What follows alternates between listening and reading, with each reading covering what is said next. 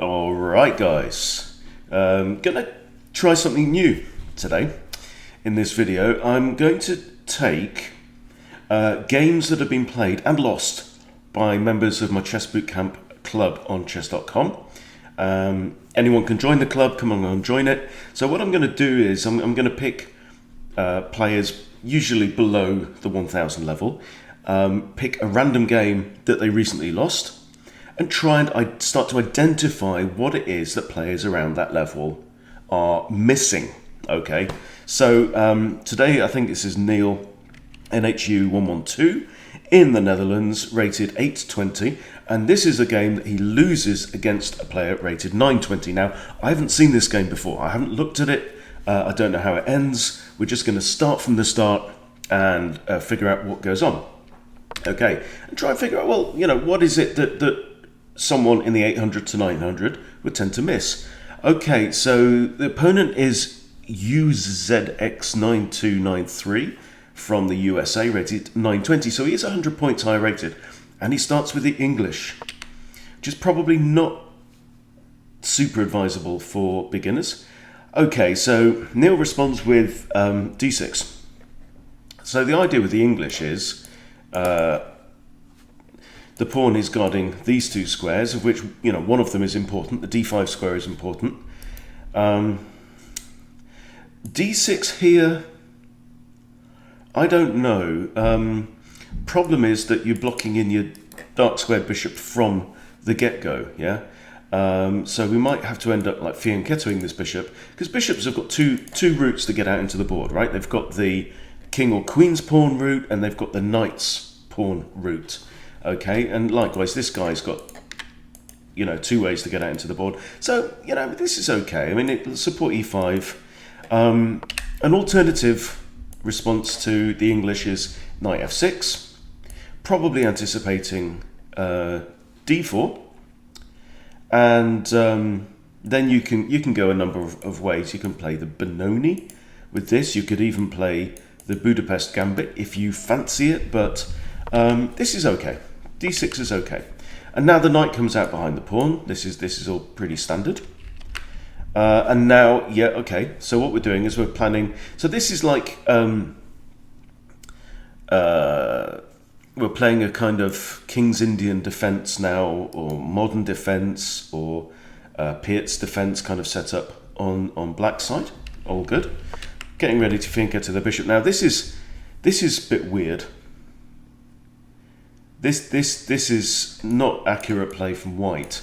He's just moved the piece that he's already developed a second time, and he's put it in a worse position. So this is quite a good position, because it's looking at these two squares and looking at this square, right?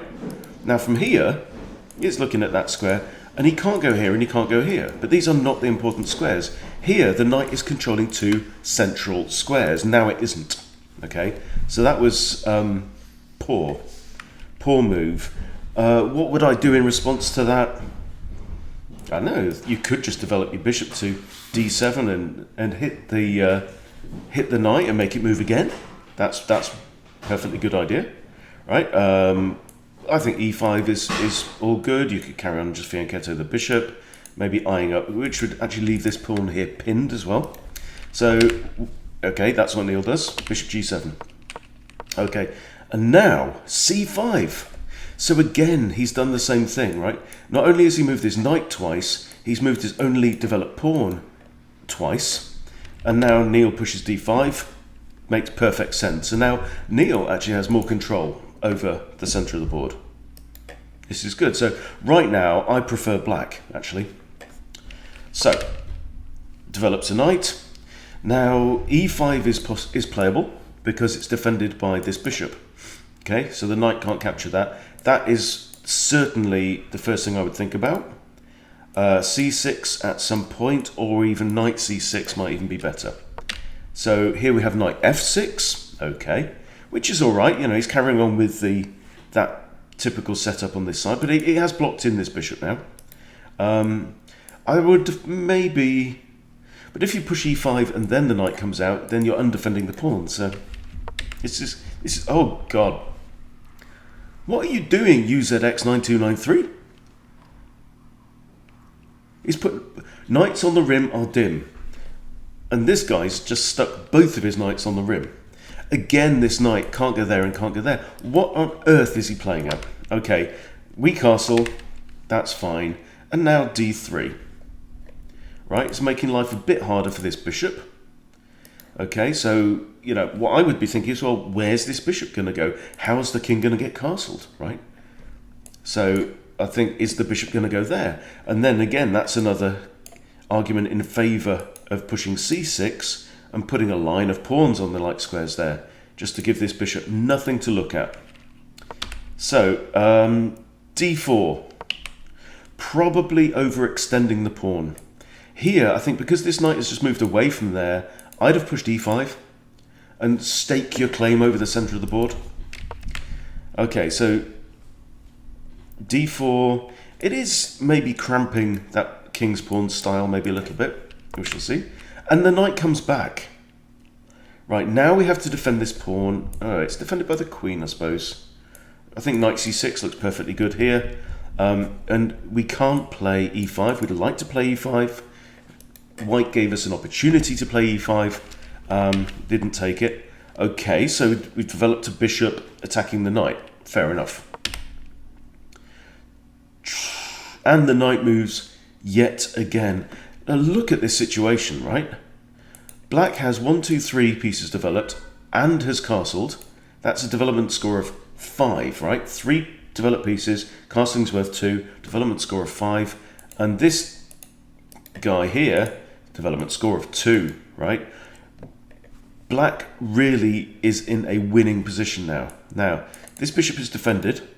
So right now, I'd be tempted maybe to develop the queen, or at least knight c6.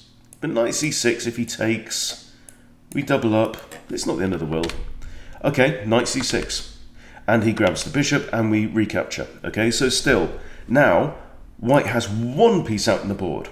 Right? We have 1, 2, 3, and castle. That's 5. Okay, so when you've got this kind of situation, right, your king is safe. Your opponent's king ain't, right? We've got a huge development lead. What should you do? You should throw everything at that guy, right? You should punch a hole down the middle of the board. So I would be wanting to push e5, e4, just whatever, skittle these pawns. You want to skittle the pawns. You want to open up lines today. You want to get your rook on here. You want to get your queen involved. You want to get this rook across, right? These are all these pieces that are ready to fly in and cause damage, yeah? Queen there would be great, you know? So, how do we lose from here? How on earth do we lose? Okay, e3, without a question, I would just snatch that pawn off the board, right? We want to open up lines to the king. The king is really, really in danger, okay? Knight here, I don't think so. I mean, I think e5 is okay, d takes e3 is okay. I'm just not quite sure what that knight's doing. He can't go here, it's defended twice, right? And it's actually blocking off a line towards the king. That's the problem with that move. Okay, and woof, f4 now. Yeah, okay, and the knight retreats. But f4 has really weakened white's position still further. Where's this king going to find safety now? Ah! Right, okay. Okay. So we've blundered. So,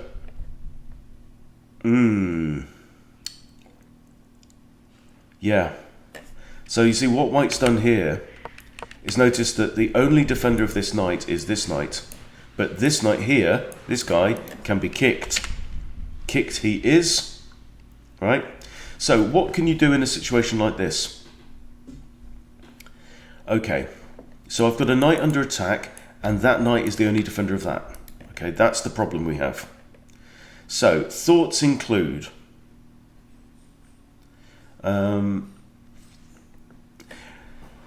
well, I mean, I think bottom line is that we didn't spot the threat. We just retreated the knight. We saw one layer of the problem, but not the subsequent layer.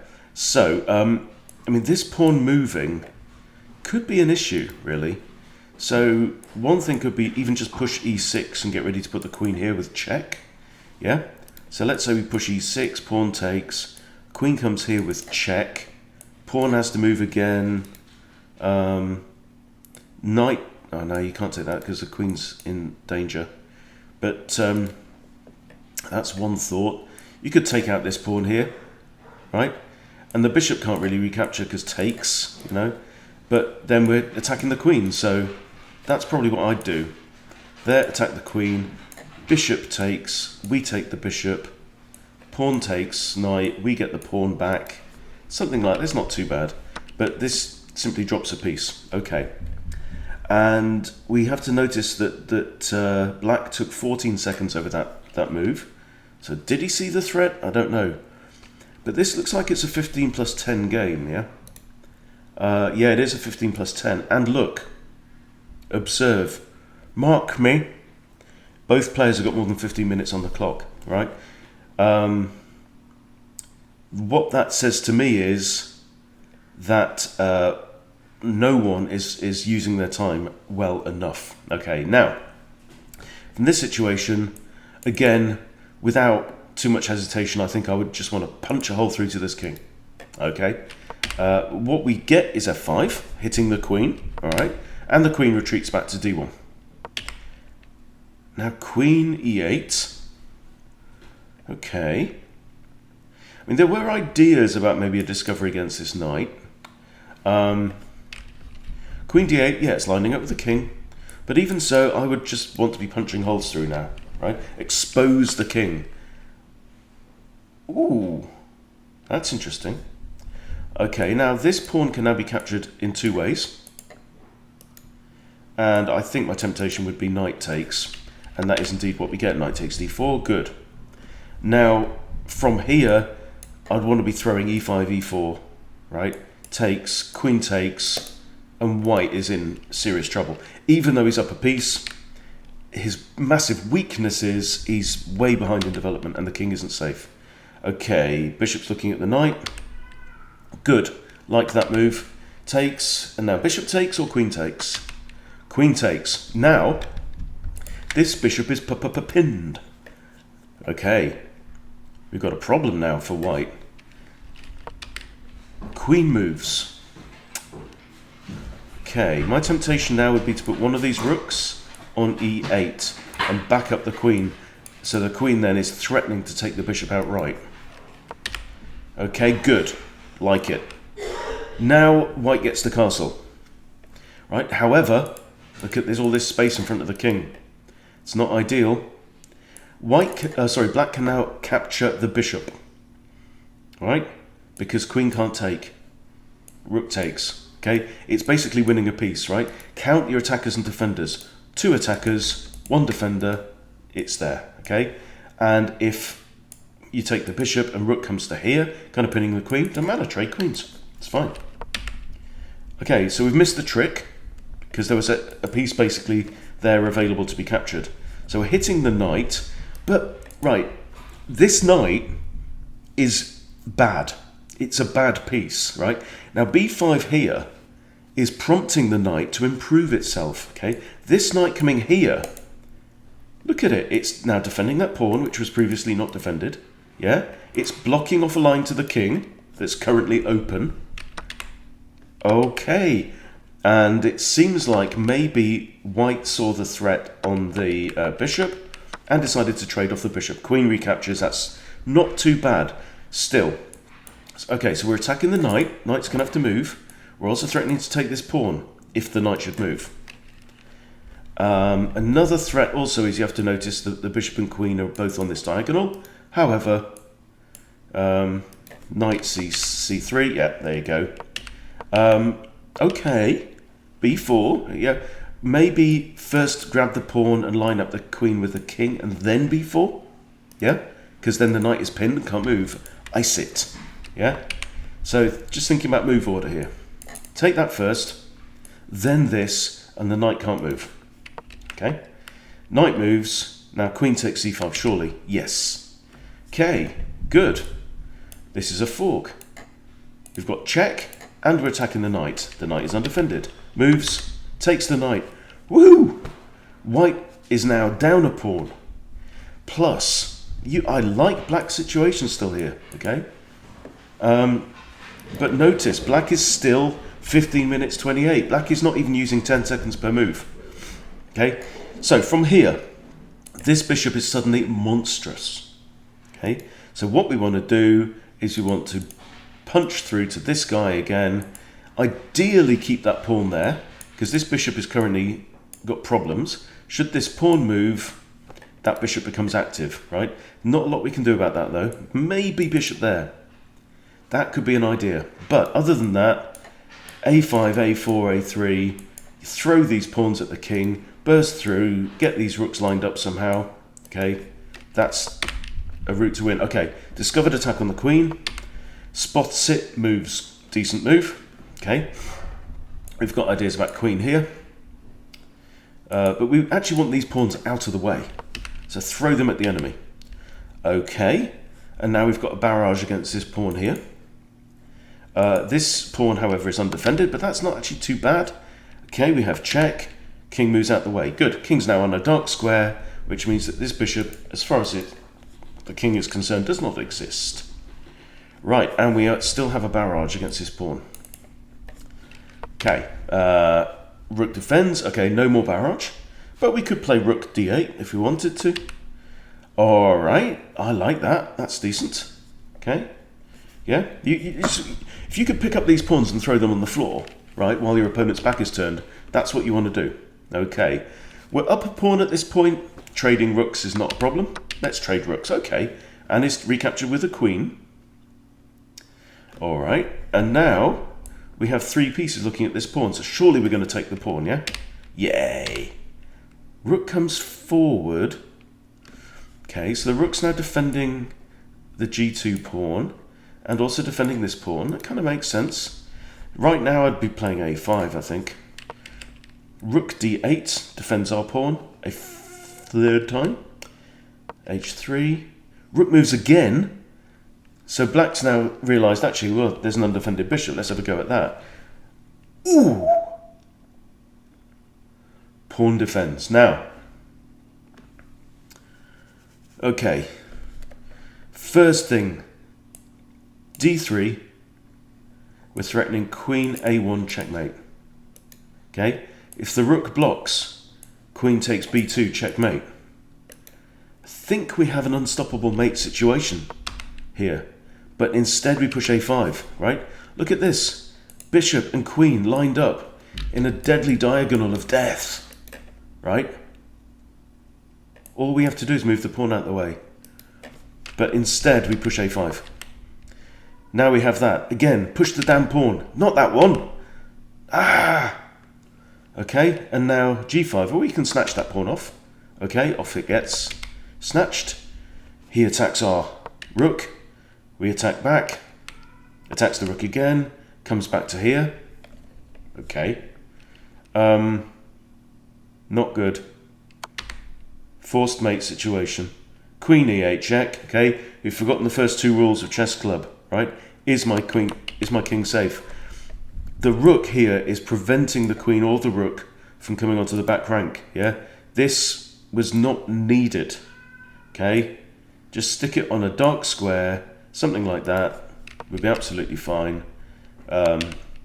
Simple blunder. There's only one legal move, and that's checkmate. Okay, so there you go. This game was played pretty well in a lot of ways. So what nhu112 needs to do is spot when you've got a winning opportunity here, right? Here. Damn. Boom, bam, boom, right? Push the pawn, that's all you have to do. So if this pawn is pushed now, I mean, what have we got? King here, and that is checkmate, I think, yes. Rook here is checkmate. Boom. Queen here, doesn't matter. Queen a1, checkmate. I think it's completely unstoppable. Okay, just be aware. So add it to your checklist, right? How can I checkmate my opponent? How can I checkmate my opponent? Right? Well, look, I've got a queen backed up, with the backup of the bishop. It's just textbook, and that was a blunder. It's pure and simple. Should not have moved that pawn. Pawn was there, defended twice. Okay, 2 attacking pieces, and suddenly now there's nothing preventing this. Okay, so there you go. Neil, unfortunate there, mate. You gave it a good go, and you really had a winning opportunity, and you missed both forced mates. Really, you missed your own opportunity, and then you missed your opponent's by moving this rook off the back rank when it just wasn't necessary to do so. So unfortunate there, but hope it's been a useful learning experience for you. Thank you as well for watching. Hope you've picked up 1 or 2 things as well from there. And thanks for supporting Chess Bootcamp. Please subscribe if you haven't subscribed, and I'll see you soon.